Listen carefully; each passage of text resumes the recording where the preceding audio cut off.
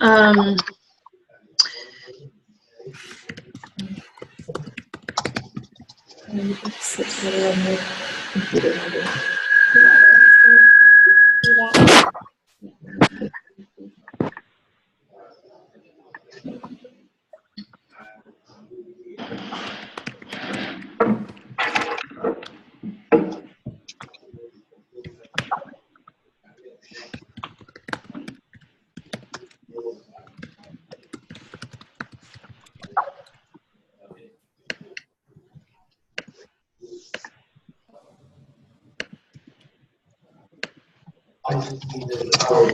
Hi there. Hi, James. Me. Oh. Hi, Miriam. Hello. Hi. Hi, Debbie. Oh, look, I've got the wrong camera on. Hold on a minute. See if I can look and do this. You can see out the back of the computer, which is really exciting. Great. So we've got at least. Oh, and Gina's here as well. Great. We've got people from at least 3 different enterprises, 4 different enterprises, I think, so far. That's great. Welcome to everybody. We work 1 more minute and then we're going to dive in, just in case anybody else is about to join us. Oh, there we are. Look, how exciting. I've got that working. That's better. Okay, a couple of logistical things just while we're waiting for other people to join. If you're not actually speaking, could you, there's a microphone that you can mute. In the bottom left of the screen, you can mute yourself, just so that we all get better sound quality. It would be fantastic if you're doing that, unless you're asking a question or participating. I'm not sure for the person who's dialing in with a phone, I'm not sure if that applies to you. We'll just do our best with that one. We just shout. Cool. So thank you guys for that. And obviously, if you do want to ask a question, we're going to have time for questions at the end. And then obviously remember to unmute yourself when you're doing that. Great. Okay, I think we're going to start. Thank you very much, everybody, for coming. I expect we're going to be joined by a few more people as we go. But it's lovely to have those of you who are here already. And my name's Davy. I'm one of the 8 scaling managers that are working across Europe. Our aim is to support 100 enterprises grow and replicate their social impact across Europe. And of course, a lot of you will already know that because that's exactly what you're planning to do. One of the challenges that many of you are facing as you grow your social enterprise internationally is how to maintain your core values and bottom-up control while also having coherence and order across the board. So today we're looking at different global governance models to help you get a sense of what might work for you. So just on the logistics before we dive into the topic, first of all, the call is being recorded, and that's so that other people who aren't able to come today can listen in. If you are still here, we deem you to have given your consent for that. So if you don't want to be recorded, please hang up now. And we will be making the video available on the Impact Hub Scaling webpage, which is publicly available. Just a reminder to mute yourself when you're not speaking, and remember to unmute yourself when you are speaking. If by bad luck we end up being cut off, please do call back in using the same mechanism you did before until 4:30 p.m. in the UK or 5:30 Central European time, which is the time we're planning to end the call. We do have scope to overrun a little longer than that if there are lots and lots of questions, but that's, we'll see how that goes. And also, if you find you do have a poor connection, the first thing to do is to turn off your video. So we're going to start with a broad introduction from our speakers, and then we're going to have questions at the end. So if you have a question, the best thing to do is to just type into the little chat box some details of, or that you just want to ask a question, and then we'll call on you, and you can unmute yourself and ask it in person, or you can write the whole question in chat if you want to. Okay. I hope that's all clear. Please do drop stuff into the chat box if there are any questions or problems at the moment. Great, so today, now we're getting on to the real stuff. We have with us representatives of 2 organisations who have already gone through the transition from one national organisation to a global multi-location organisation, and who are willing to share with us their governance model. We recognise that no system is perfect, so we will be discovering not only how these governance systems were set up, but what the pros and cons are of the way they were done. So let me introduce today's panel. Firstly, we've got with us Alberto Mazzotti Zanini, who's Development Director of the Impact Hub and Director of Hub Milan.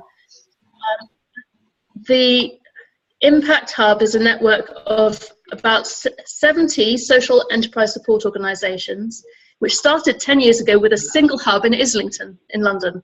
There are about another 15 coming soon, and there's more on the cards in the next year or so. So it's still a growing organisation. And sitting next to me here is Anuradha Vitacci, who's co-founder of OneWorld.net, which started in a small bungalow in Oxfordshire and grew to an international network with centres in Africa, India, Italy, Austria, Indonesia, and the US, among others. We also invited some others, including ASEC, the International Students Organisation, and they were very keen to join us, but unfortunately we managed to pick their busiest time of the year when they're changing over from one group of students to another, and they do a massive handover and training session. So they couldn't be with us here today, but if in future you are interested in hearing from them about their model, they are willing to help us out. So do let me know if that is of interest to you. So let's start by asking the 2 people who are here to spend a few minutes describing the global governance structure of their organisations and what their main pros and cons are. So thank you very much. Shall we start with, well, let's start with Alberto, because I think more people probably in this group are maybe familiar with the hub, and then we'll get something less familiar. Alberto, do you want to share with us? Yes, of course. Good afternoon, everybody. Let me respond first of all to the question of Davey, what are we globally from a governance point of view? Very simple, we're an association registered in Austria. And that is the basic answer. It's a non-profit entity, and it's governed by Austrian law. And as such, it is very much like any other association. It has members, and every member has a voting right in a general assembly. So there's an equality of representation from every member of the association. The association is made up of each impact hub that joins the network. So that you have one member could be Impact Hub New York, another one could be in Impact Hub Stockholm, and a third one could be Impact Hub Johannesburg. So very disparate cities, very disparate geographies. Fundamentally, what you're representing is one entity, one city with the association assembly.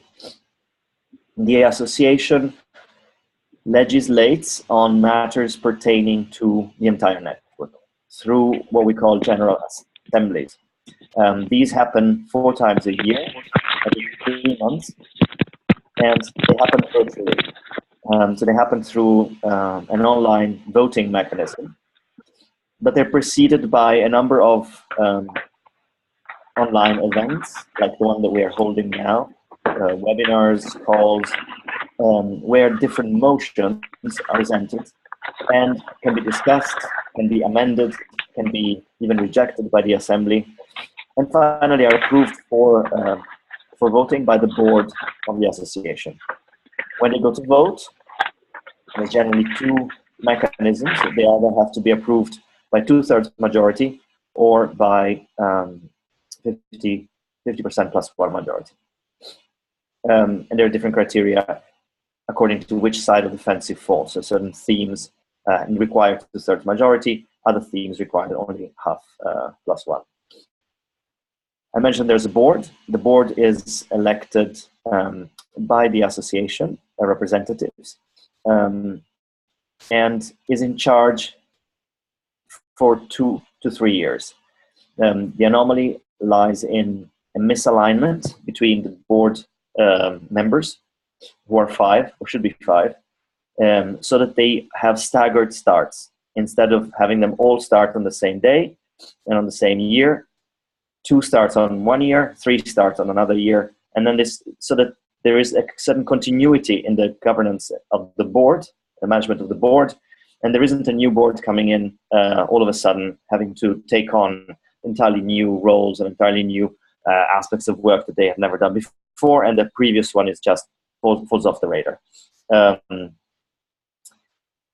Finally, from a governance point of view, there are rights to vote, and then there is association membership, which are slightly different things. The association membership belongs to every impact hub that joins the network, including those impact hubs that don't necessarily have operating spaces yet, but they are in intent already an impact hub, and they are voted by the General Assembly to be part of it. The voting rights of the members, though, are tied to a series of duties that each member has in the association, including the payment of fees and dues to the association via its operating company, which is called Impact Hub Company. So the association fully owns an operating company, which is also registered in Austria, and this is the vehicle, if you like, that is used to manage the day-to-day operations of the global network. This is also where the payments that each hub has to give to the global network to be an impact hub and to contribute to the well-being of the global are paid into. If you don't pay your fees, or if you're in breach or of any other rules and regulation pertaining to the global network, you lose your voting status. And you will only regain it once you've either paid up or obliged to your obligations. I think I'm going to stop here because this is the essence of the global governance, but we can probably dig a little bit deeper in it later.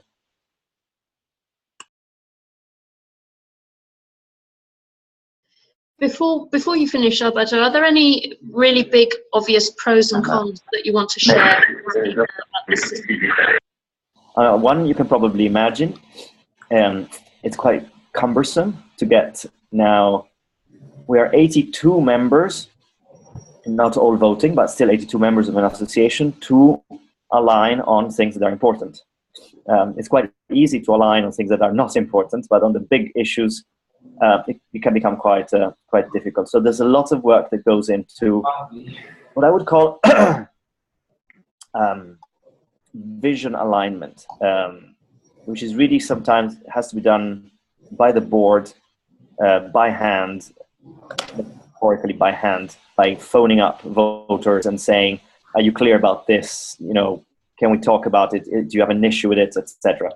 So and that will probably become greater problem the bigger we become, because reaching consensus in a big complex architecture is not always easy. And as you can imagine, on a global scale, dissent often reflects very naturally the kind of fault lines of the global problems that we're facing. So a south of the world that feels that its voice is not heard versus a north of the world that assumes that because it's putting more money into the system, it should have a voice that is more heard because it's paying the bills for everyone.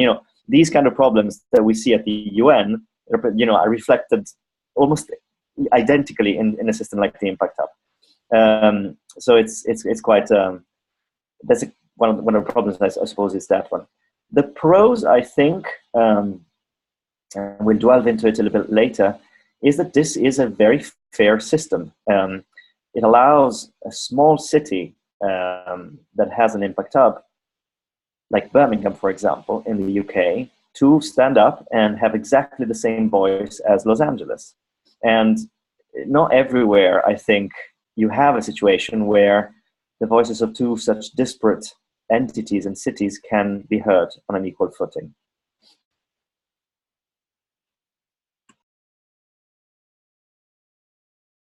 Thank you very much, Alberto. I think this is a really good time to bring in Anuradha to talk about One World. And the same question, which was, can you describe your global governance structure and what its main pros and cons are? Sure, I've had a lot of sympathy with what you said, Alberto, because of course we've hit up against very, very similar things. One World is not a set of, the network is not about social enterprises, as I guess most of you are on this call. It was set up as a very idealistic, I suppose, set of groups wanting to learn about digital media, the potential of the internet, and using it to get information out about human rights and sustainable development, global justice. So a lot of the people were very highly powered by this very deeply idealistic feeling that the voices of certain people should be heard who are not being heard. I underline this because it creates its own problems. This deep idealism, sometimes slightly divorced from realism. And there's not very much of a business-like sense, which I assume that in a social enterprise, most of you have idealism and a kind of realistic business sense, and I think we rather tended to go onto one side and forget the other, rather. So the basic governance pattern or the structure that we set up happened after 5 years of running One World. It started to grow extremely rapidly, and so we decided rather than have some sort of second British Empire, we should really devolve it into a global network and distribute the power around the world. And we will go into the story later, I guess, of the detail of that. But we ended up with this global network, which was a bit like a solar system, in that there were these planets, the centers, sort of orbiting around a central body. In your case, you described 5 trustees. Well, in our case, there was quite a complex body who was the sun in the center. It was divided into 2 parts itself. There was the One World International Foundation and One World International Limited. The One World International Foundation was a charity, a registered charity, according to British law.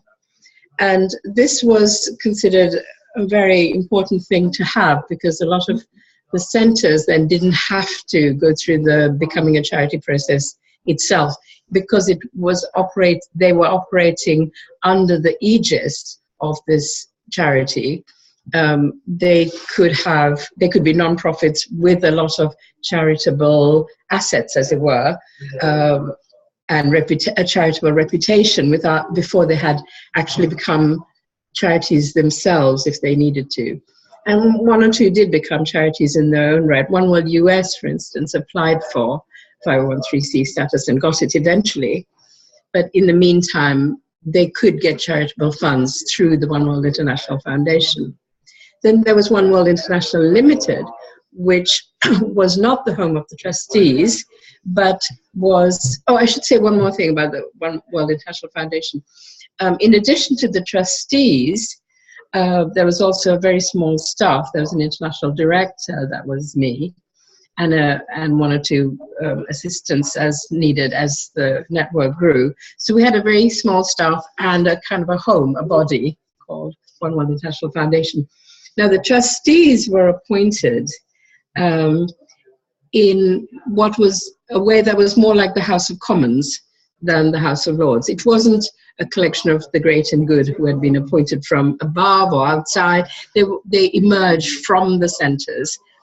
And though they weren't elected, there was one from each centre. So in that sense, they were representative of the whole network.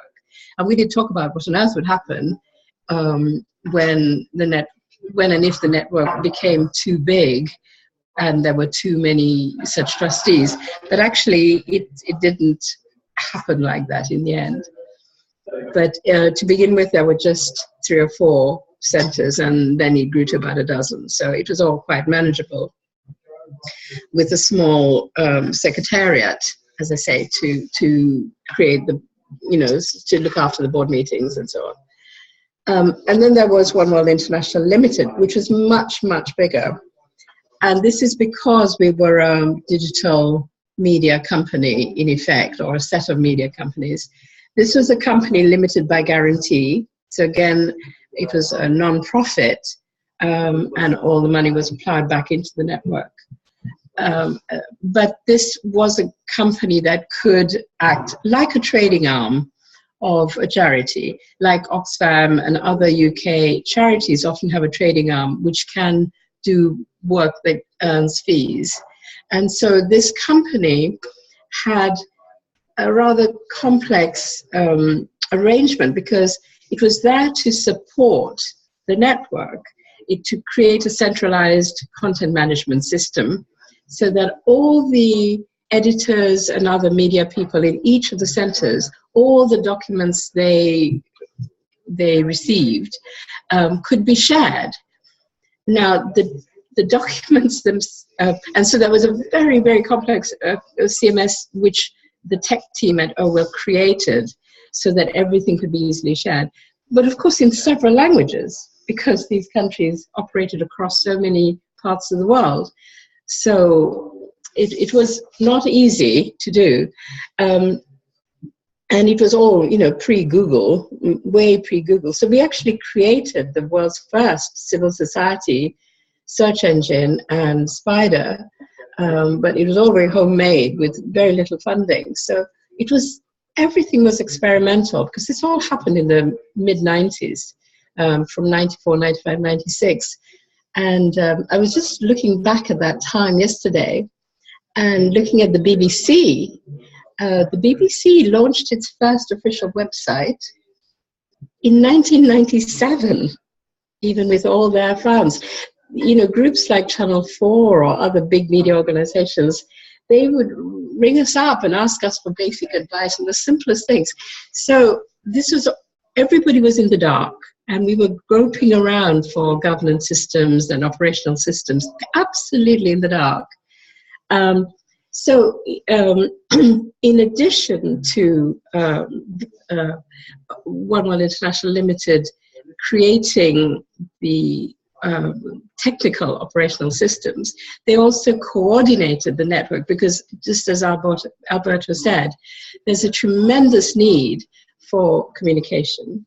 I would say that the most important thing I've learned in 20 years of One World in governance is not the structure, it's relationships. And the relationships depend on communication.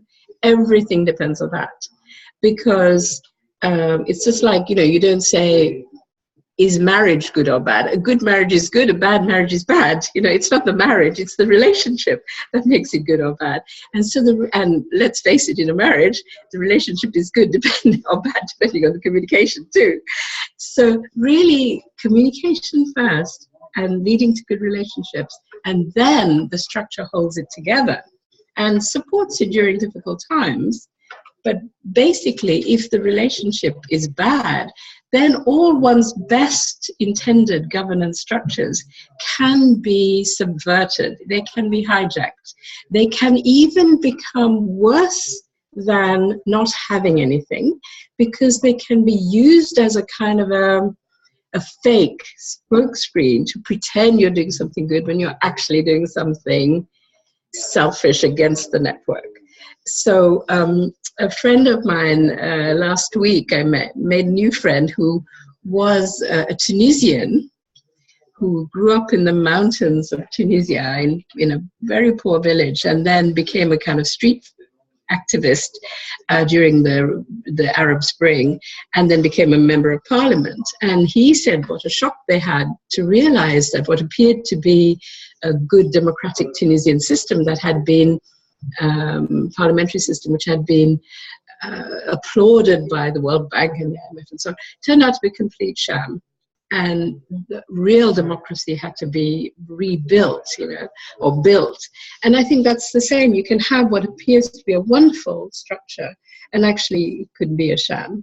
And the thing that stops it being a sham is the integrity of the values and the vision, and how really it is embedded in the culture, and that requires huge amounts of time and patience and listening to be spent, what you called done by hand.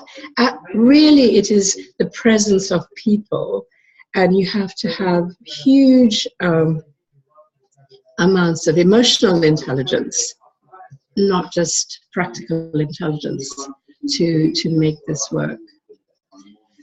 So on the structure, the other aspects I should mention, so in order to make things,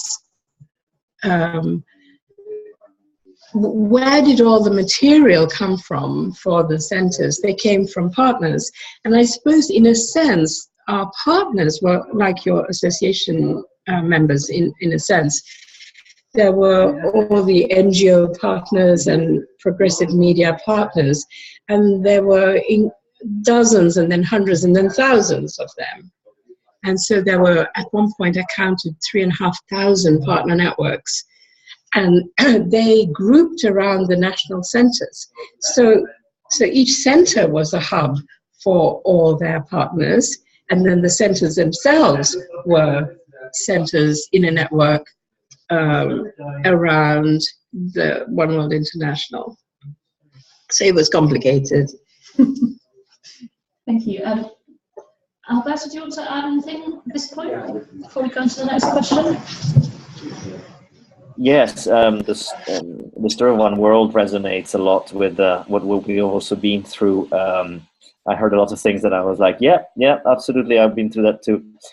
One of the things that, for example, you were stressing was this issue of communication, how important it is to communicate effectively. But that immediately, you would probably all have thought of, what language do we use across the globe? We're speaking English, and that seems to be what everyone does. The truth is, in a lot of countries around the world, English is not the first, or not even the second language. It's sometimes taught as a third language, and this poses a significant obstacle to some voices being heard within a global governance system. If the governance relies heavily on the ability of people to stand up and speak for themselves, they can't speak the common language that everyone else speaks, that becomes an incredible obstacle. We didn't really solve this issue in the sense that we haven't adopted multilingual platforms like the UN does or the European Union does. We don't have the resources to do that. It would be great if we could, but unfortunately we don't. So we just flat out said, if you want to found an impact hub and you want to become a member of the association, you have to speak English. That's it. We don't accept applications even they don't speak English. And unfortunately, this is the way it has to go. But at least it ensures that there's an element of common language between us all. And the other thing that maybe we can come back to perhaps later, when communication does break down, when communication is not as effective as you would like it to be, there's an issue of compliance. What happens if you break rank? What happens if you don't do as you're expected or you're told? And we've faced this a number of times on a number of issues that sometimes were pretty serious and sometimes were ridiculous. But it doesn't matter, because when it's about a misunderstanding, people become very passionate and become very antagonistic for the sake of being antagonistic, not necessarily because there's a reason behind it. And we don't really have in our network a compliance mechanism that is tiered. So I mentioned before, if you don't pay, you lose your vote. And that's the only thing that we can do to members of the association that break rank or don't pay or for whatever reason need to be punished. The other thing that we can do is kick them out of the network altogether, which feels very, as you can imagine, drastic, and no member of the association really in good conscience feels that anyone can commit such a horrendous crime to be kicked out of the global association. But it is, of course, a question that when you design a governance mechanism, you have to start thinking about the potentially bad scenarios. And if you think about the bad scenarios, you have to think of compliance, and that one's a really, really thorny issue. We'll come back to compliance and disagreements and things later on. I've got a question on that. We do have a quick question from somebody. Claire Sutcliffe says, why did you have all locations under the UK charity and not have them set up registered charities in their own countries? Okay. We didn't set up the centres at all. The centres came to us. I mean, or people who wanted to set up centres came to us. And in some cases, they did set them up as charities, as I said, in America. But sometimes it takes a long time. I mean, the American group, it took them 4 years of discussions with the IRS before the IRS gave them charitable status. And they didn't want to wait 4 years before they could join us, and they wanted to get on with the work. So up till then, they could, as it were, raise funds from foundations in America who wanted to have some reassurance about their approach to things and their values and vision and so on, by saying, well, we work under the aegis of such and such a charity. And the word charity gives a lot of comfort immediately. And so they were able to work for several years until they themselves got charitable status. And the legal situation is very, very complicated in different countries. In India particularly, it was a complete nightmare.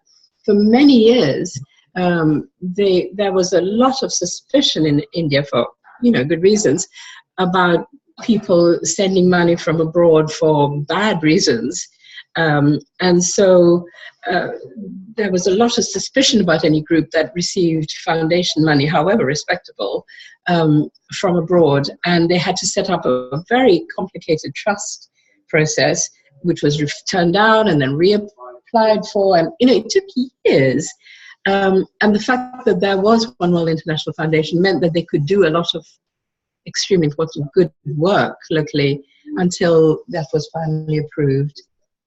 But it is important to say that we didn't, in the UK, we didn't set things up. It was always a response. What we did in the UK was always a response as much as we could to the vocalized needs of groups around the world who came to us. Okay, thank you. I'm going to skip to the third question on my list, because I think the stories about how the organisations made the transition from a single national body to a fully global system have already started coming out naturally anyway. So I wonder if, Anuradha, you just carry on, because we started talking about that just now, and then we'll come back to Alberto. Well, as I said, we began with what Davy calls politely a bungalow. Other people more rudely called it a shed. It's something in between the two. It was one big room with a little kitchenette, and two other rooms, which were actually a garage, which we kind of managed to make weather tight enough to grow into as the editorial room and the partnership room. And then it all started to grow so fast. When we started, the web had hardly, barely existed. And within 6 months of launching in January 95, it was the biggest thing on the net in this field. So people were writing to us from all over the world wanting to join. And we really didn't know what hit us. And every bit of, it was just in our house. This bungalow was just our building in our house. And our house and this, when we started to put an Ethernet cable in the summer house, we kind of knew that we run out of space, and we moved to a proper building in London. But it was all very homemade and handmade. But over the next 5 years, as more and more groups wanted to be supported by One World and to join and learnt about the web, there were hundreds and hundreds of NGOs wanting to join from all over the world. We decided to, we were approached by a group in Italy who said, we would like to join, not to join you as partners of UK, but we would like to set up something in Italy like you have set up in Britain. And what are the rules? And we thought, oh my goodness, we don't know, we better make up some rules.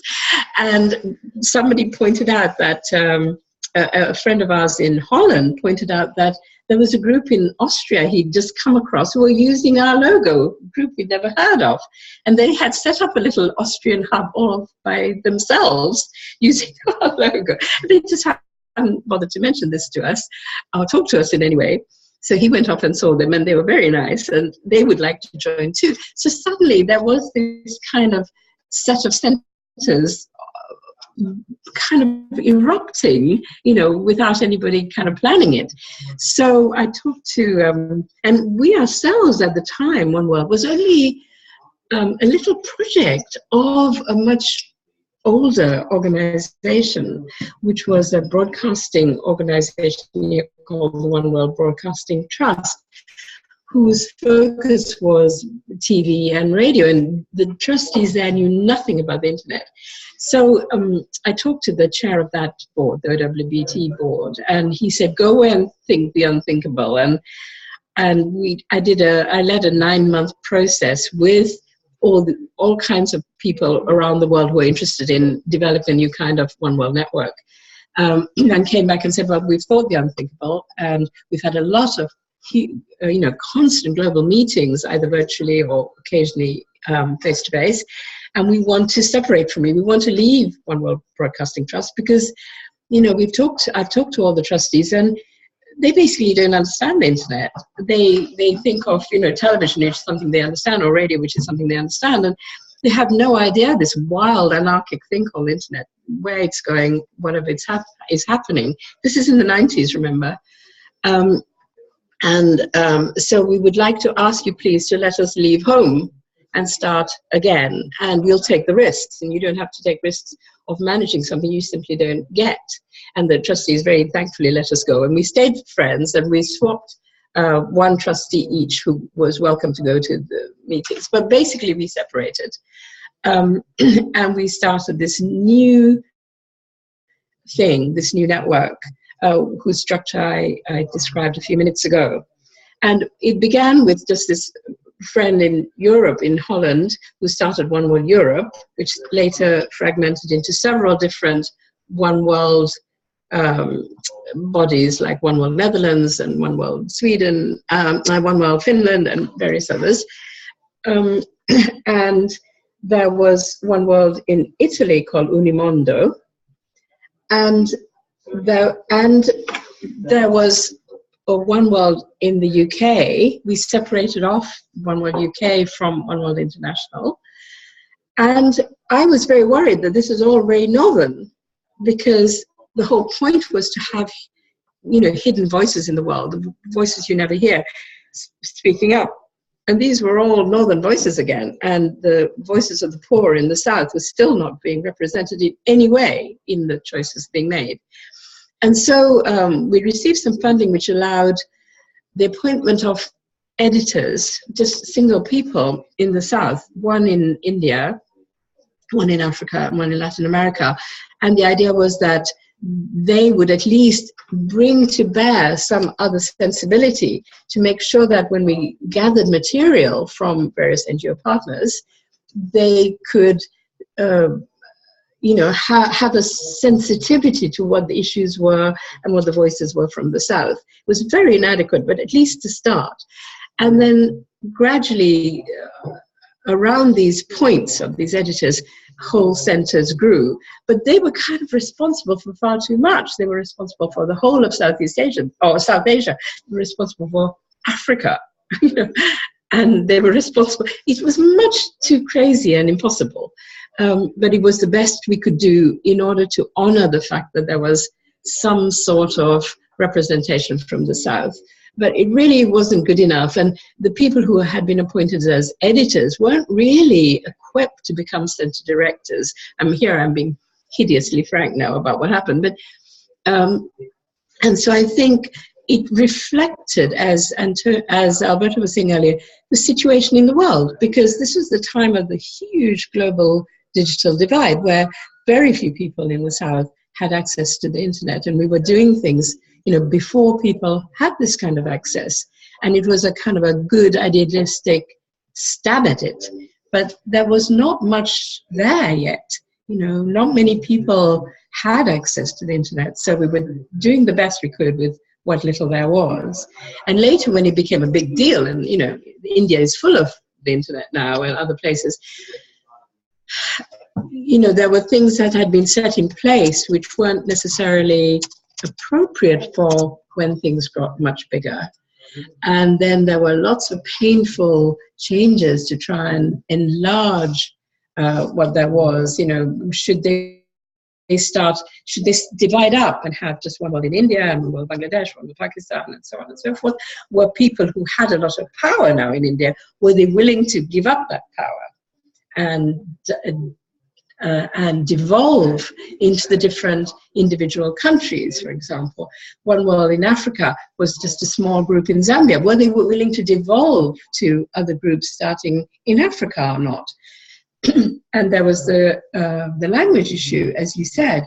What about Francophone Africa? So there were a lot of plans discussed endlessly, but it was very, very difficult to grapple with these global issues when the world itself was unable to grapple with these, and we were trying to grapple with them ourselves. Okay, thanks. Alberto, what was the story for the Impact Hub? Do you want the real story, or do you want the propaganda story? Of course we want the real story. I told you the real story. The truth is, like all organizations, these growth pains can take really nasty forms. There can be really nasty colds that the organizations catches. And like the one that I have now, for example, it makes me tear and run my nose. And the Impact Hub went through a couple of these very big colds. In essence, I think initially, as Davey mentioned, there was an Impact Hub in London. And initially, just like with One World, there was this sort of unplanned aggregation of people, primarily initially people, not necessarily organizations, who somehow found out about the hub in Islington. They loved the concept. They said, I want to do it too. What do I have to do? And there was no answer in Islington, of course, because the founding team of Islington had never even thought that what they were doing could have any interest or relevance to some people in Johannesburg or in Amsterdam or in Sao Paulo in Brazil. These were the first cities that got in touch. And soon enough, they had to cook up a plan. Now, that's where early decisions can be fatal. And I don't mean to say this to make you feel scared of the path ahead, but think very carefully about what you do at this stage, because you can pay a very heavy price later on.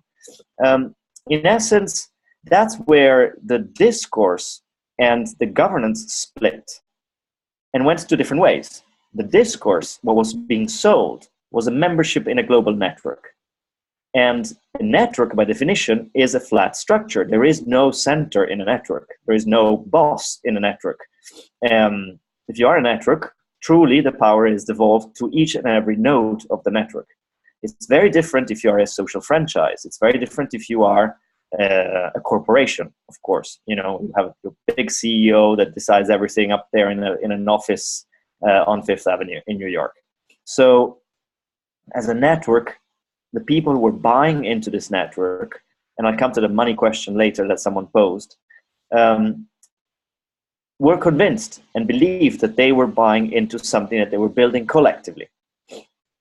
The governance instead shifted to become a de facto a social franchise, or even more of a franchise, where a for-profit company was created called Hub World, which was supposed to offer a series of services to those impact hubs that were starting in the form of a package, a startup package, if you like. And these startup hubs paid a fee, a one-off fee of, if I'm not mistaken, at the time, £20,000. And in addition to that, a cut of 8% of their income forever to this Hub World entity.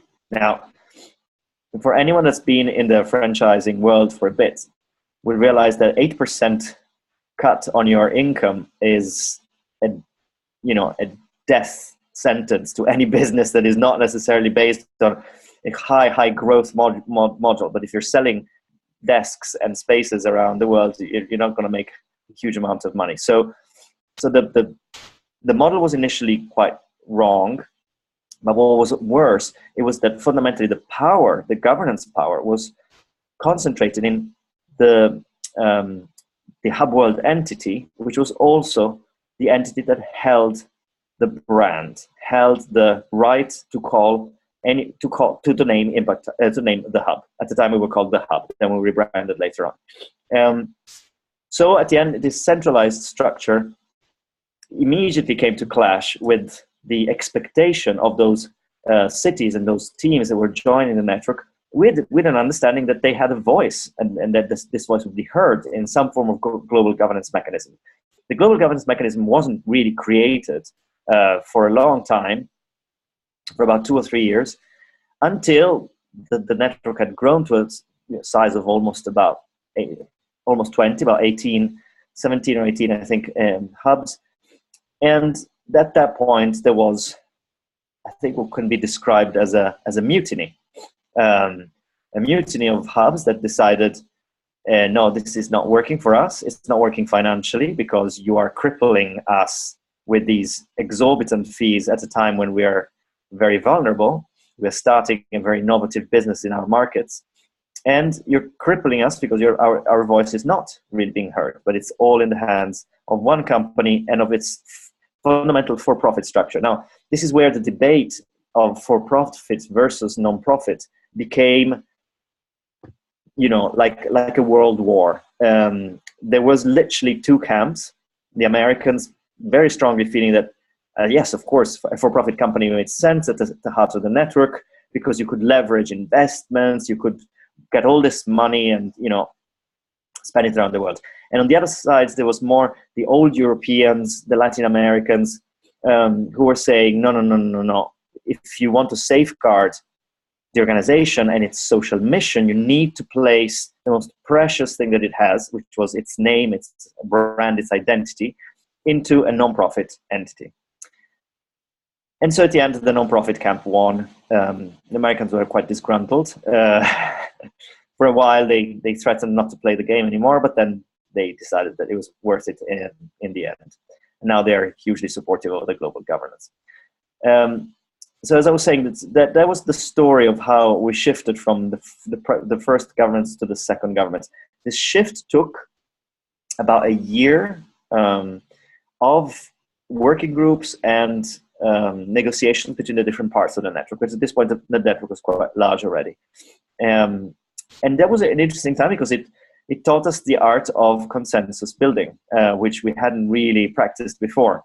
But a few of us became quite good at understanding what is the middle ground, what can we give up, and what should we really hold on to for the common good. And this is part of the structure that we have. In terms of the fees, the final agreement brought down the entry fees to a tiered system, which is still in development at the time of speaking. So we're still thinking about how it can be improved. But at the time of speaking, it's like this structured. You pay one of 3 fees, 10,000 euros, 15,000 euros, or 20,000 euros to enter into the network. The difference between the tiers is how much expected income you're going to have on the 3rd year of operation. So when you present your business plan to the network as part of your feasibility study and say, why do you want to open an impact hub in Cairo? You're going to make the numbers work. You're going to show the network that you have a viable business model based on the numbers of the city and the cost of living and the office rental market, and et cetera, all the different calculations. And then you say, this is how much money I'll make by the 3rd year, which is, roughly speaking, when most small businesses should reach break-even point. And in the case of impact hubs, is more or less the case, because we, on average, reach break-even around the 3rd year.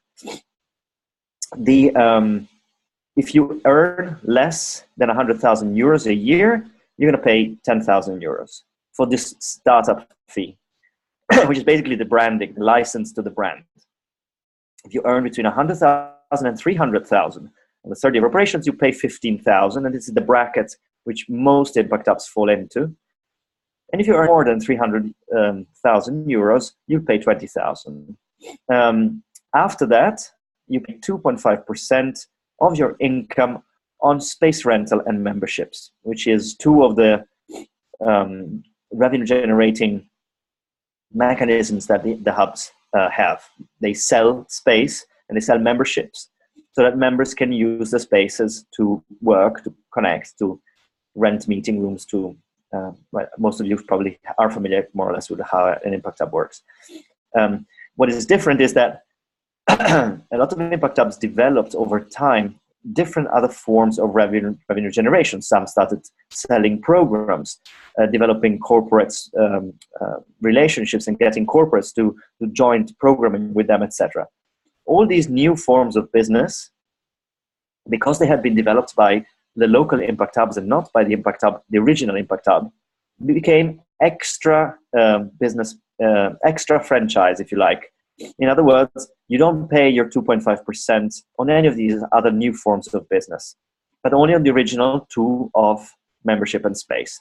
So again, the decision there was made to qualify exactly at the time of the birth of the network, what was it that the original holder of that proposition was giving to the others, and not to make it flat, not to say from now on whatever is developed collectively still comes back to the first original founder. That's very interesting, thanks. I was really intrigued. You said in the middle of that Alberto, you learnt what you should give up, what we should give up and what we should hold on to. Can you add, what were those things?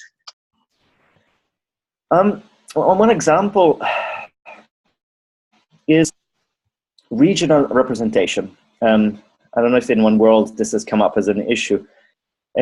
For us, which are city-based memberships of this association, so you have Los Angeles, you have Sao Paulo, you have Milan, you have Stockholm, you have Tokyo. You don't have countries, which is already quite subversive because our global architecture is based on countries. And you don't have continents, you don't have macro regions. The decision is fundamentally in two tiers. There is the association members, which are the cities, the impact hubs in cities, and then there's the board of the association, which is elected, as I said, 5 people, 2 to 3 years, and it moves around. Initially, the Americans in particular were very vocal about a governance system that would instead take into account the regional diversity of the globe, so that you would have a North American representation, a European representation, an African representation, and somehow having these 5 voices reflected into the board of the association. And instead, again, us Europeans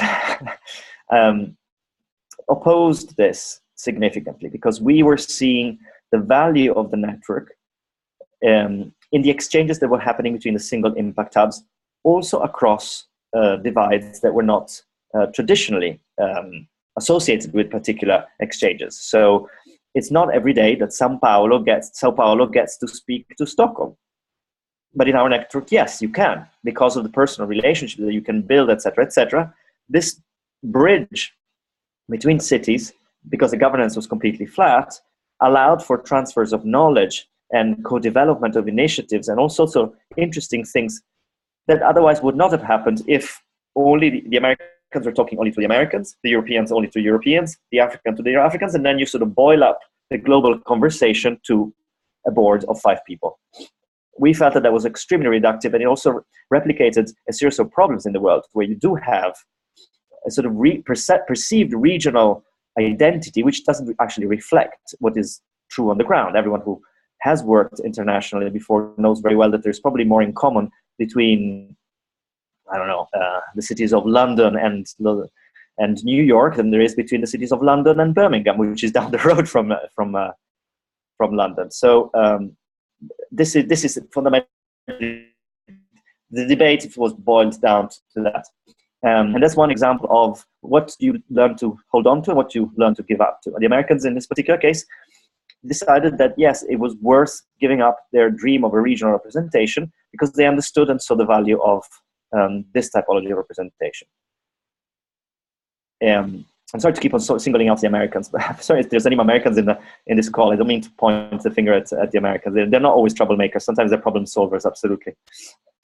It sounds like they were very understanding, letting the other models win again and again. So to play it both ways. I'd like to kind of move on to the question I skipped over earlier. Hang on. Okay. There's so many things you raised in the last two sets of things you said that although I was trying to explain, well, I don't know where to begin almost, but just to make a few comments. The language issue, absolutely, and we had to arrive at the same thing, that we're going to have to speak in English. And we decided that we wouldn't call it English so much as kind of lingua anglia, like a lingua franca, that we in common decided that that was the only viable thing.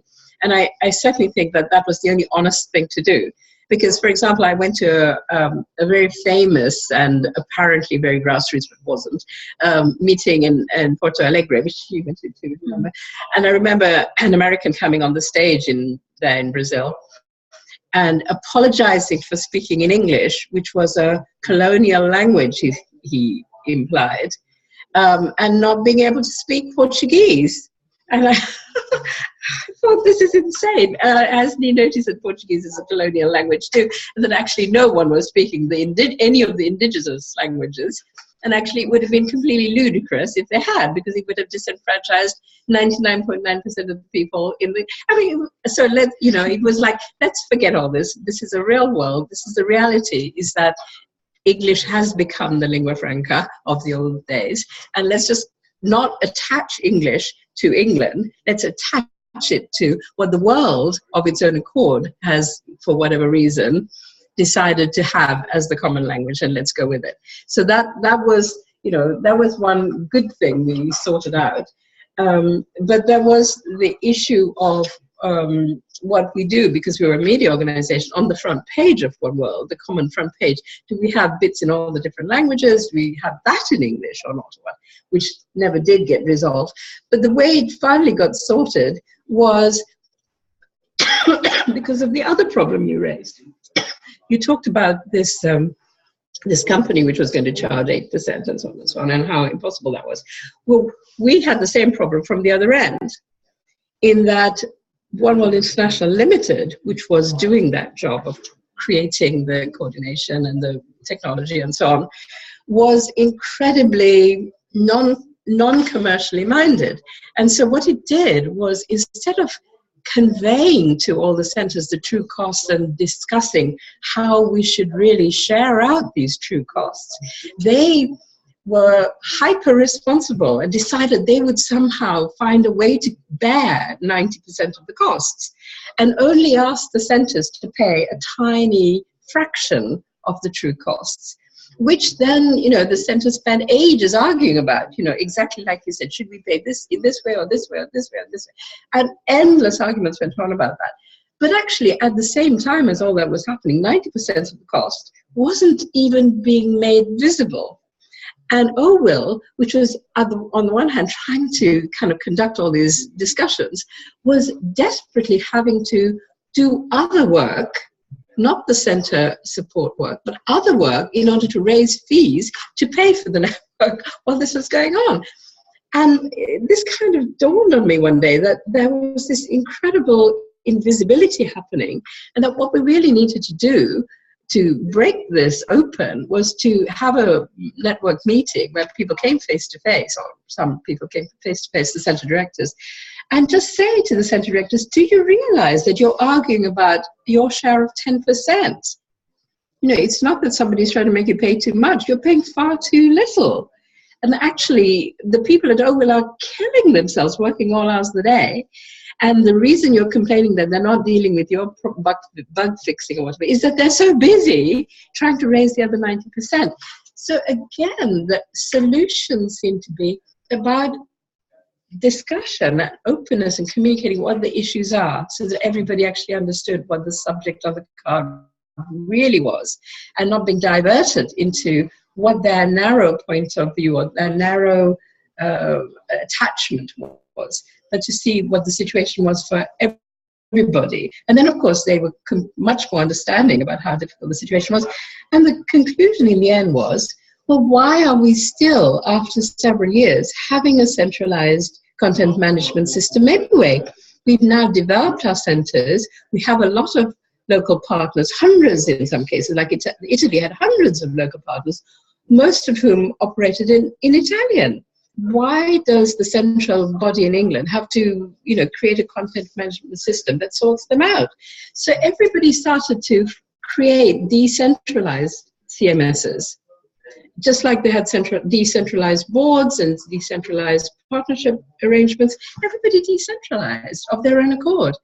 And there was a great feeling of sadness in the international company that they had somehow failed, or that there was a great loss because people couldn't really exchange as easily. But actually, what did they exchange? Because they weren't going to exchange across languages. Languages are very culturally based, they're very locally relevant, and actually decentralizing was the right thing that emerged of its own accord. We've got questions popping up on the chat. There's one from Christoph. He's asking, well, question for either Anna or Alberto. Has either organisation looked at stratifying territorial governance into, say, national/regional/local levels, so that I can become one world X village or one world X city or one world X country according to my ambitions and existing scale? I think we've touched on some of that. I don't know if there's anything either of you want to add. Well, simply that there is something which I really feel very, very strongly about, and I would really like to say, which is again a comment on, all of us as human beings in the real world, which is that we live in a world which is about status and hierarchy, and we all hate other people feeling superior to us, but we quite enjoy being superior to other people, and this is the harsh reality of human beings. And although we talk about flatness, and all us idealists love the idea of flatness, this reality about status is a very powerful force, and the more we pretend it doesn't exist and hide it, the more it rules things, and you can't even talk about it, and it's taboo. But it is vital, because otherwise, if you don't talk about it, because it comes out in really unpleasant ways. And you see, for example, the North-South divide at One World became a real problem for the opposite reasons. Just like I said, One World International Limited had a financial problem for opposite reasons. So because everybody was very idealistic, the people at One World International Limited, who were supposed to be helping to facilitate and coordinate the southern centers, were so PC about it that they wouldn't recognize the limitations of those centers. So they would insist that those centers would join the network way before they were ready to.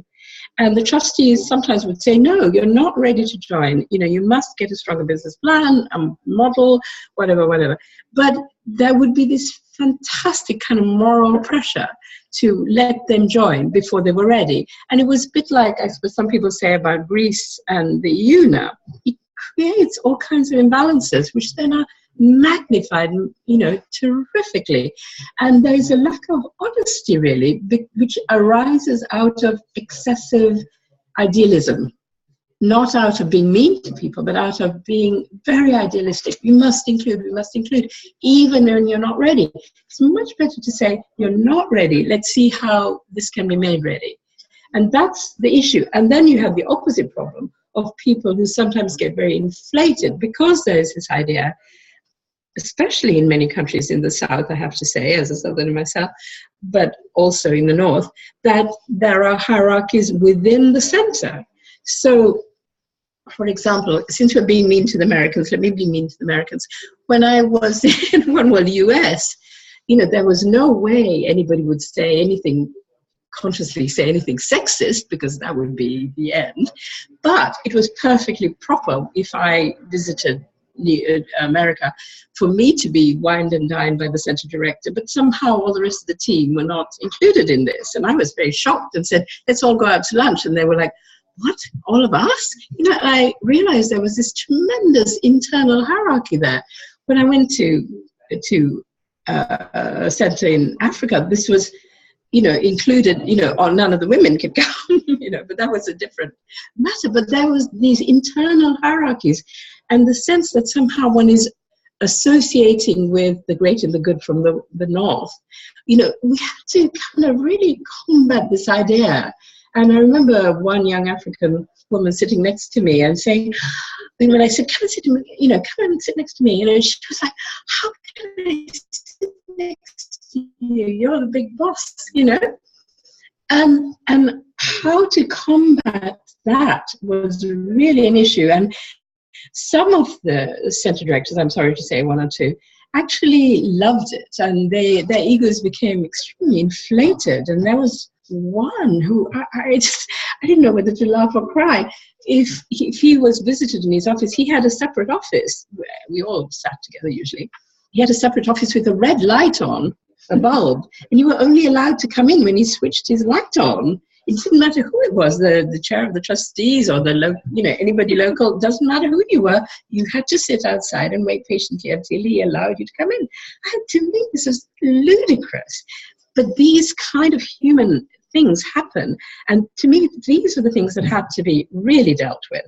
And you know, I was really quite insistent that we spend time with individuals who were going through these kind of hierarchical issues, because you can't have a flat network, however flat your governance structure is, if the individuals are still behaving in the most hierarchical way.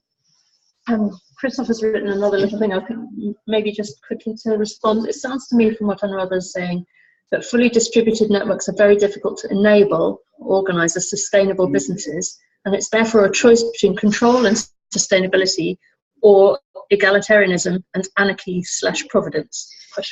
No, I think I really don't agree with that. I'm sorry if I've given that impression. I think it's a very subtle route through that you have to take, that's all. And it requires being horribly honest.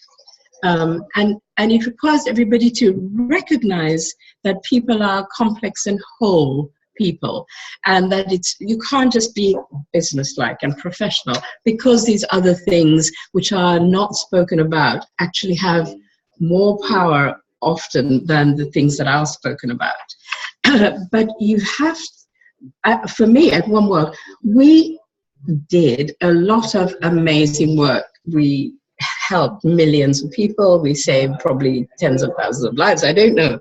But, you know, hundreds of thousands, millions of people were affected who were in very, very vulnerable, difficult positions in their lives, in the South and elsewhere as well. So a lot of fantastic work was done, and people assumed that One World was huge, that we had tens of millions of dollars and funding, that we had thousands of employees. They thought that even when, I remember listening to somebody in a big NGO conference once, very early days in the 90s, saying, it's all very well for organizations with millions of dollars and thousands of employees, they can do such and such. And he turned around and looked very angrily at me, and I suddenly realized he meant us. At the time, there was me and one other person full-time. There were two of us and two part-time, very part-time people. That's a whole of One World was two people plus two very, very part-time people. We had about £10,000 for the year, you know, at that time. But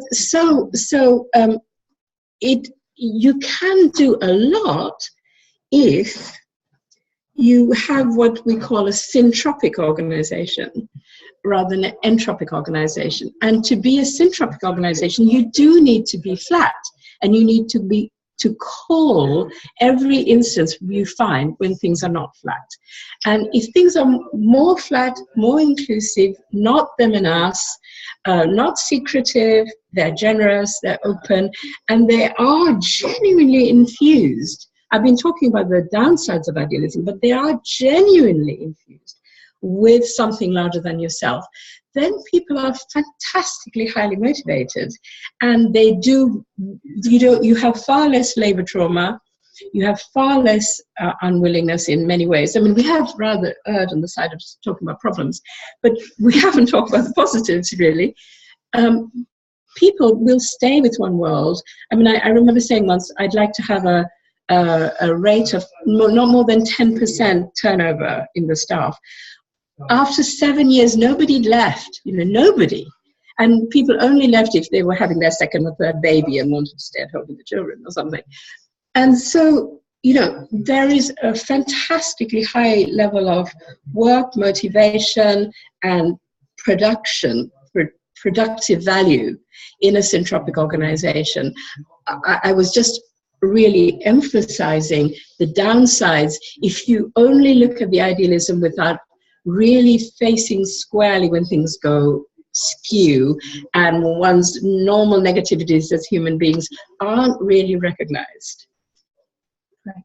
Thank you. I'm wanting to just, I know that I can see lots more questions are starting to come in.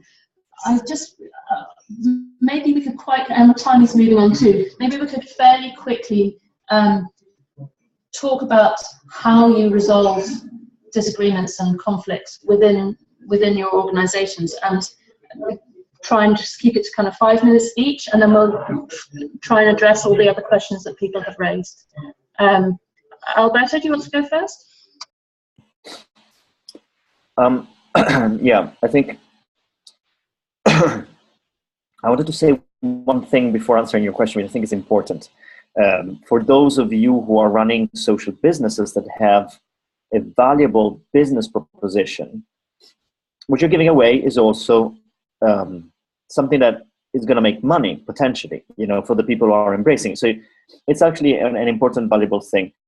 If you're structuring yourself with an internal mechanism that services the spokes, if you want, from a central hub, it becomes paramount, and this did not happen in the first iteration of the Impact Hub. It becomes paramount that the quality of the services offered to the single franchisees is of the very highest standard. And typically, what happens in the social enterprise world is that you do not develop a standard of services that are at that level, so that people are buying willingly and giving a lot of money, and they're getting a package that is worth that money. So that is going to create a tension, I think, and that created it inside the Impact Hub network. And that pushed eventually the system to decentralize, recognizing that the center didn't have many resources, like in the case of One World, and it was unrealistic to expect it to have too many resources. Cut to 5 years later, 2015, and what is happening is that we are actually now in a position to start building a center that is more resourced and therefore more effective in servicing the global network. Because through a local decentralized process, we've built a global reputation that now supports any kind of proposition coming from the center, or from what we constructed at the center. So it could also be seen, this process of decentralization, Christoph, as an investment into the future, into strengthening the parts of the system that eventually will strengthen the center if you do it well. You just don't want to under-resource the center and keep all the power there, because that will fracture the system. Coming to the question, how do we resolve conflict? I think this is, pretty much the way most organizations resolve conflict, which is badly and inefficiently. I've never come across an organization that is able to resolve conflict well, because of course humans are humans, and when conflict erupts, it's always very messy and very difficult. I mentioned before that our governance system fundamentally has a two-tier punishment mechanism. You lose your vote and then you get kicked out. We are now shifting again from a governance model, from a compendium-based system, which is the law is written in a piece of paper or in a booklet, and I sent out to everyone, that's your law. And every time you have to change a law, you have to go through the association and you have to pass a motion, and then you go back to the compendium, you change the article. It's very cumbersome and feels a bit medieval in the whole process. Now we're shifting to a protocol-based membership network. And the protocol system, I think wants to. I don't fully understand it yet because it hasn't been implemented yet. But it's something to do with being much more generative from the base about the rules that govern the network, enabling a sort of common law within the global network, as opposed to the law that governs continental Europe. So we're shifting to a more British, if you want, generative form of law. And this will hopefully enable also more stratified conflict resolution mechanisms there where they're needed. What's an example of that, Alberto, to clarify what you mean? Yes. One example is we have a set of values, one of which is transparency. And that means that between ourselves, we should feel comfortable to share very intimate information about our own businesses with the other sister businesses. Something that wasn't allowed until quite recently because the compendium did not allow it to happen. While we introduced a protocol that enabled us to share data very openly with the other members of the network. And this enabled us to get a very interesting, different picture of the network, and also introduce preventative mechanisms for hubs that are in trouble. We spot that trouble before it happens, and we're able to act more swiftly. But that is you're only able to do that if you know that hub is getting into trouble from a financial point of view, for example. That wasn't possible before. So that's an example of a shift from a compendium-based structure, which is you act only after things have happened, to a protocol-based system where a certain value enacted through the everyday activities of your network enables you to reach out to a hub and get information that enables you to act more swiftly, for example. That's really interesting. And what the question that I want to then ask in response is, what sense of responsibility does the entirety of the network have for any part of the network? Well, there is a huge sense of responsibility from every part of the network. Fundamentally, the moment you open up your social business or your social mission organization to the world, you open it up to the possibility of being wrecked by the actions of one single lunatic. If your organization is called One World in the UK, but it's also called One World in Thailand, and someone in Thailand does something really, really bad, it'll come hit you back, So that's part of the game that you're playing. You're building a global brand, you're building assets, you're building reputation, you're building impact, but you're also building risk. And the boomerang can hit everyone in just one simple go. And there's plenty of examples of organizations that were destroyed reputationally by the actions of the few, as we know. What we do is, going back to one of the questions in the chat room, we for example, we monitor who is coming into the network.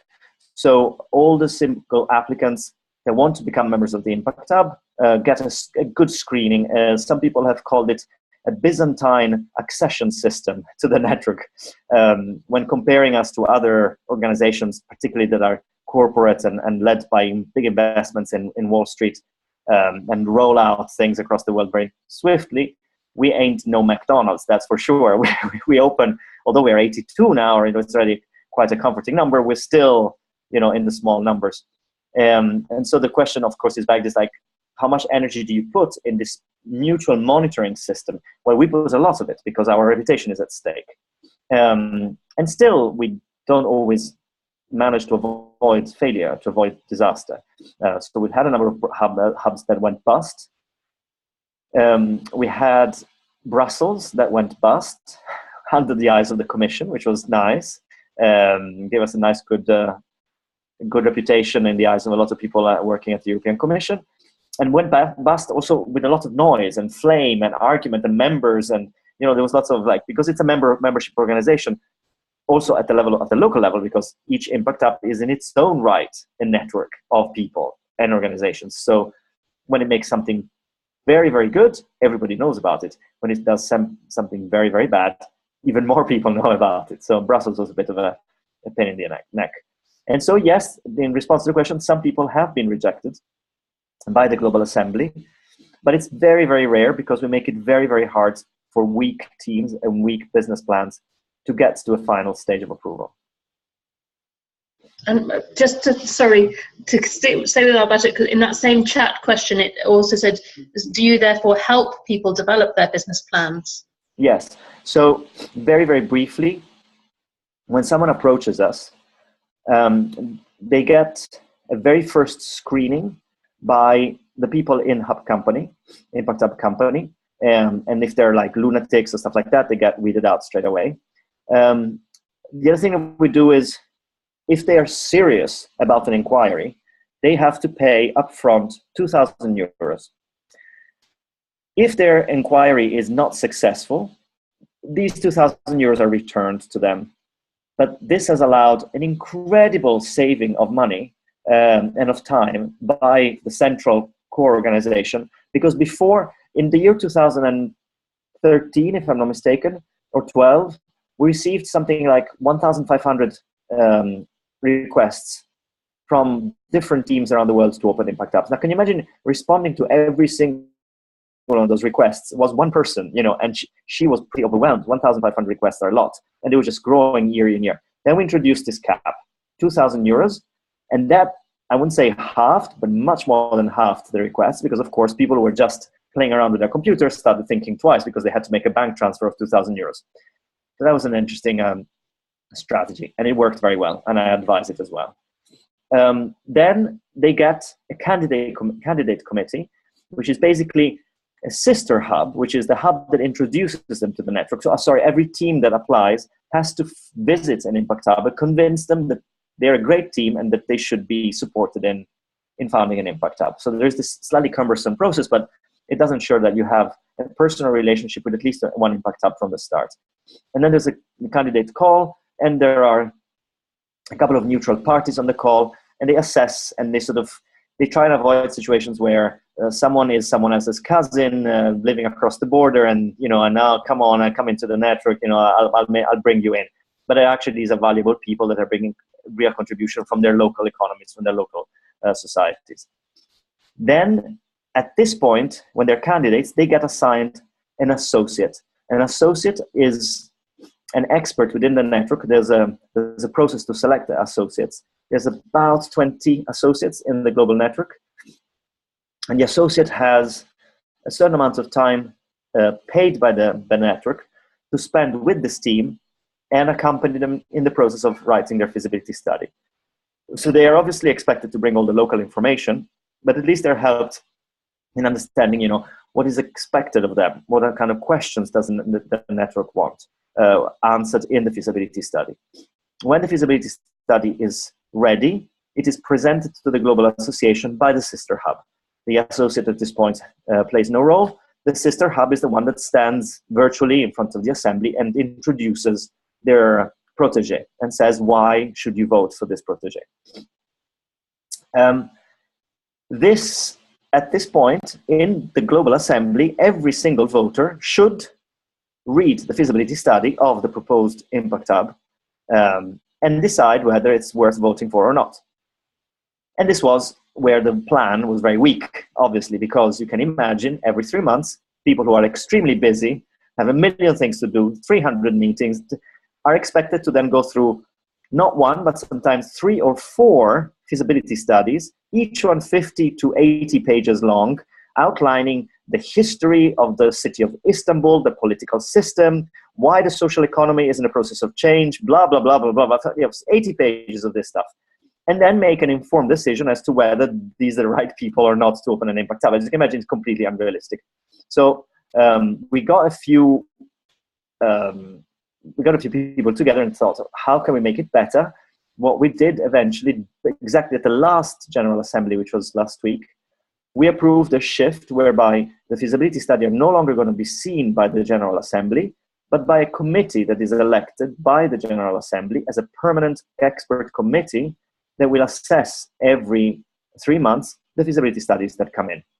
the associates remain in support of the process, but now there's an expert team whose job it is to decide whether these hubs are right or not.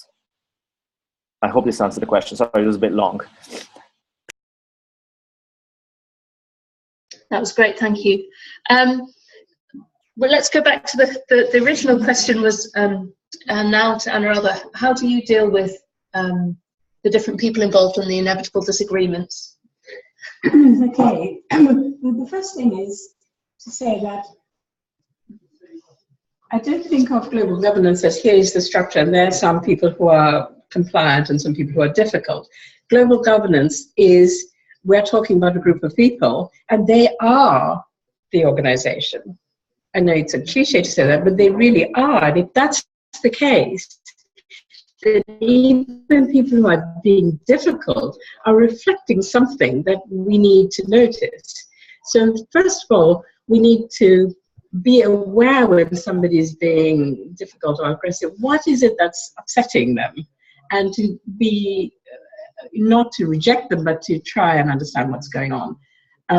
In case it's something to do with the organization that they are bringing attention to in however chaotic or disruptive or aggressive a way, and see if that can manage it. The second thing is to anticipate, as you said, Alberta, really anticipate. If you had a whisper, a sniff of something, immediately look at it, because it may be just the first sign of something much bigger, and it's much easier to deal with something when it's still tiny, and people appreciate the fact that you have noticed it. So one of the things I used to do was to call up the center directors, because as I said, we had a sort of two-tier section. You know, we had the centers and then the thousands of partners rather than directly to all the partners. So I would just ring the center directors, not because of anything, just ring them and say, hi, how are you doing? And it was amazing how much stuff that would never qualify as a problem or an issue would then just appear, and you just had to listen out for it. And later on, even within my smaller team, we had a section called, in the middle of our agenda, in any team meeting, we had a section called whatever. And it wouldn't be any other business. By the time we got to any other business, the team would be like, right, time to go, you know, whatever. And, oh, I've got something, but it's not very important. So it doesn't qualify. I can't hold everybody up.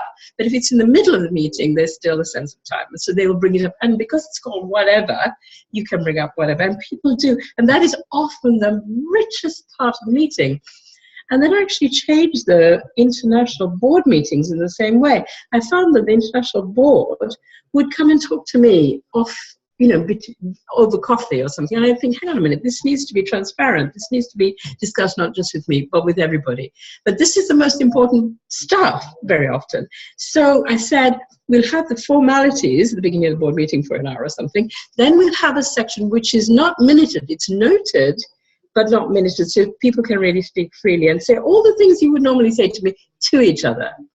And then if anything interesting comes out of that, we will revisit it in the second half of the formal board meeting, properly minuted and decisions taken. This section, which we agreed would be 1 hour long in the first board meeting, became 4 days long. And board meetings went on for 5 days, with this as 4 days. All the real stuff came in this whatever section of the international board. So catching those little unspoken things, this is, I suppose, my theme, constantly the hidden unspoken things, was really important.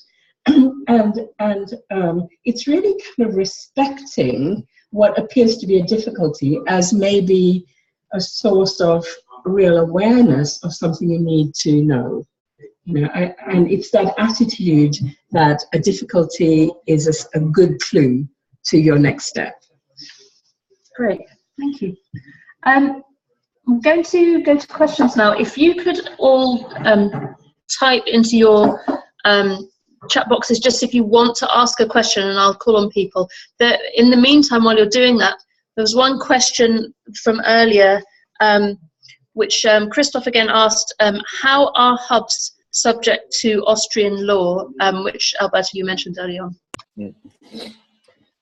I'm not an expert on the legal matters, but my understanding is that they are subject to Austrian law insofar as they are signing a license agreement with an Austrian organization that is the license holder of the brand. So when you acquire the brand, the compendium that you sign in order to operate the brand and to have the license to operate the brand is subject to Austrian law.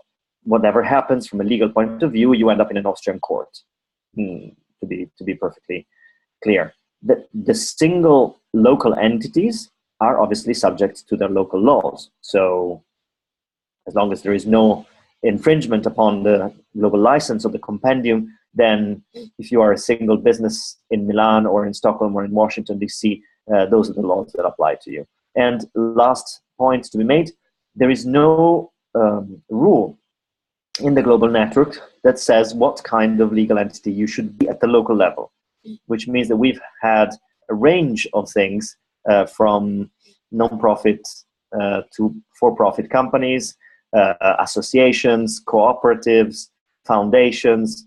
We've had all sorts of legal structures in hubs around the world. Great, thanks. Nobody's typed anything into the chat box but just now, but I did have a couple of questions sent in advance. The one person asked, and I think this is particularly relevant, how do you spread internationally while still keeping your national focus and growth from your original organisation? Do you want to start? Well, the centres were very much national or bigger than national, sometimes regional, like South Asia centre. So they were all, Unimondo is a perfect example of national centre. They absolutely had their national culture, their national partner networks. And they sent their trustee that they selected to be the trustee on the board, on the international board. So the international board, as I said, was representative. And so you had the sense of the whole fed back by the trustee who would come back and speak from a sense of the whole network. There would be formalities like a network agreement, but as we all know, those things can be understood or misunderstood. I was very struck by the various times, like Alberta said, when you had a kind of code of conduct type agreement with a very minimal legalistic framework, they often work better than when you had a very, very detailed top-down legalistic hard network, because people just then reacted against it. Whereas if you had one that was based on understanding how you collaborate with people, and people felt heard and understood, and it's just a sort of neighborly way of doing things, and by the way, these are some legal formalities, then everybody could accept them. They didn't feel smacked in the face. And so I think that sense of, bringing interesting things from the different nations to the whole worked well. One odd thing happened at a time of stress.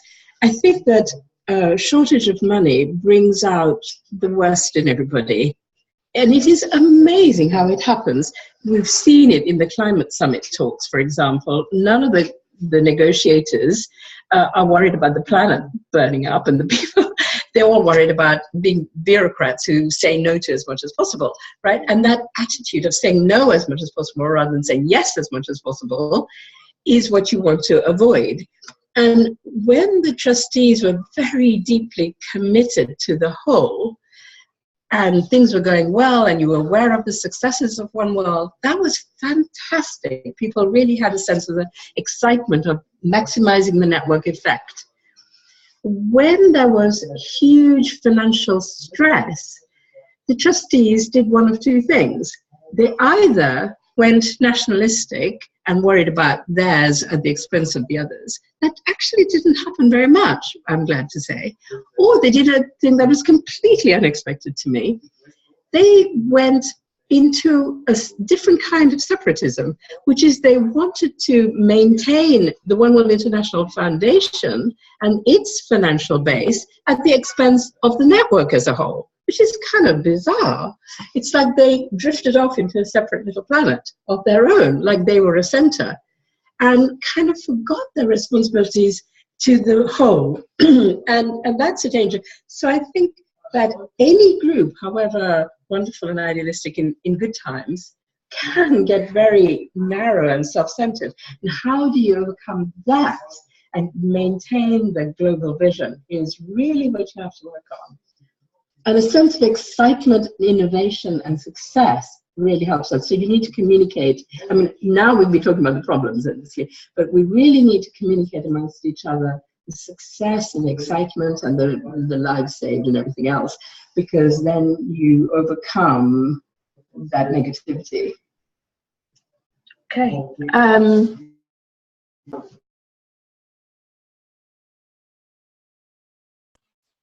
Sorry, Alberto, do you want to add anything?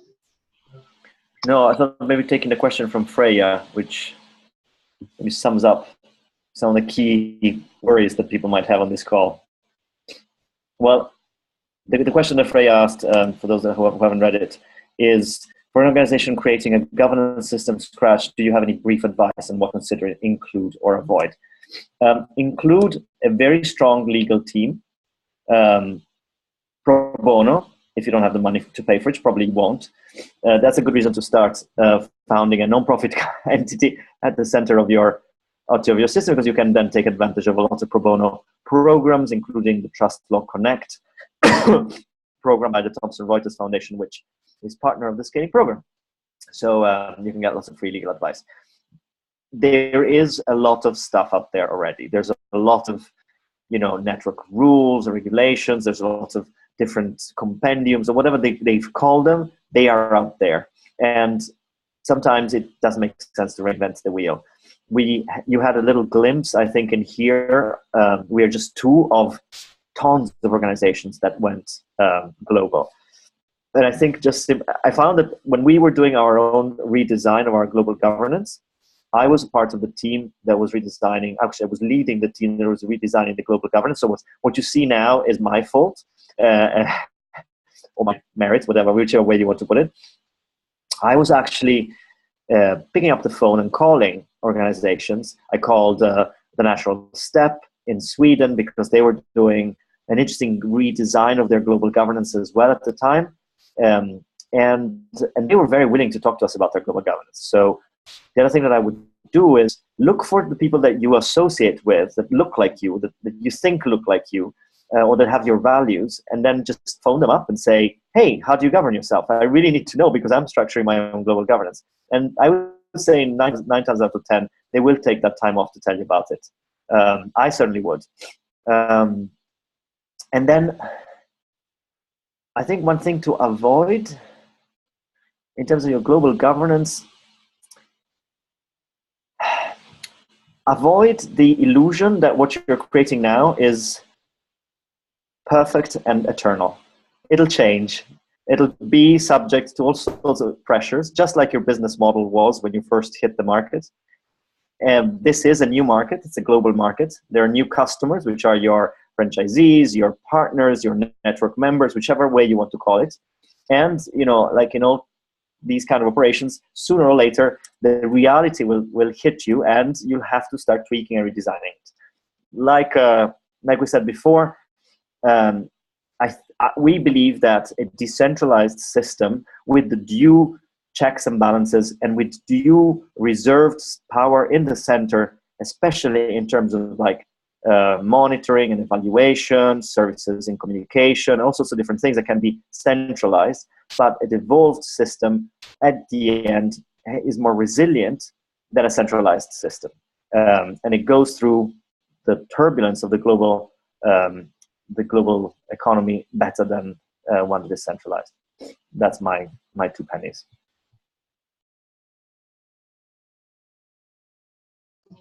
Okay. I agree about the legal team. I would say that the eternal problem is who guards the guardians. And although One World system was one where there were short terms, for instance, with trustees and revolution like you, the trustees may be in a position to change that rule. And then what do you do? And to keep themselves in power over and over and over. So what do you do then? So make sure that there is something to guard against that. Being much, much clearer with everyone about what to expect from everyone, so that everybody's roles are really clear. And for example, one group doesn't feel somehow responsible for looking after everybody else without them even realize they're being looked after so much. And actually complaining then about not being looked after enough. So everybody is really clear what their roles are, and enough value being put on communication to nurture and maintain this relationship. Not long newsletters, never a long thing that takes 20 minutes to read, only short, sharp nuggets every few days. 2 bytes every few days is better than a long newsletter. And lots of communications about nothing special, about whatever. And finally, the Ford Foundation asked me to do a report on governance. And the title of it was Governance is Relational. It is nothing without those relationships. That is the beginning and end of everything, is relationships. And that's where you have to put your time and effort. Okay, great. That's a good final summary. Alberto, do you want to have a final summing up kind of key point for people to go away with? Yeah, perhaps to reiterate this last point around relationships. When you're operating globally or internationally, you're operating through electronic means for the most part. And electronic means have a distortive effect often on relationships. So what we do at Impact is every year we come together physically as a network in one location. That poses all sorts of logistical cost problems, etc. You can imagine, but from a relationship building point of view, this is priceless. We, over 10 years, have built bonds that are unbreakable, and we call each other friends, brothers, sisters, mothers, sons, across the world in a way that I don't think any organization can do, because we lived through also the physical experience of being together. And I think, again, going back to the relationship point, all the rest of the governance would not have worked if it hadn't been for these bonds built year after year after year. Thank you. I think that is probably the right point to stop. There haven't been lots and lots more questions coming up on the panel just now. But if there are any other things that people want to ask, do get in touch with me. I think everybody's got my contact details, and I can always pass these on. And as I said, if people want to, we can see if we can set up something else with ASEC in the future as well. Thank you very much to our two panel members today, Alberto and Anuradha. It's been really wonderful to have you both. Thank you so much for sharing your experiences. Awfully similar. Very similar, lots of real lived stuff, and different aspects of very similar stuff. And thank you everyone else for being here. The recording will go up on the website in a few days, as soon as I manage to just do the physical stuff to make that happen. And I'll send out an email to you all to let you know that that's there as well. So thank you very much, and goodbye. Goodbye, everyone. Bye-bye. Thank you. Bye, Alberto. Thank you.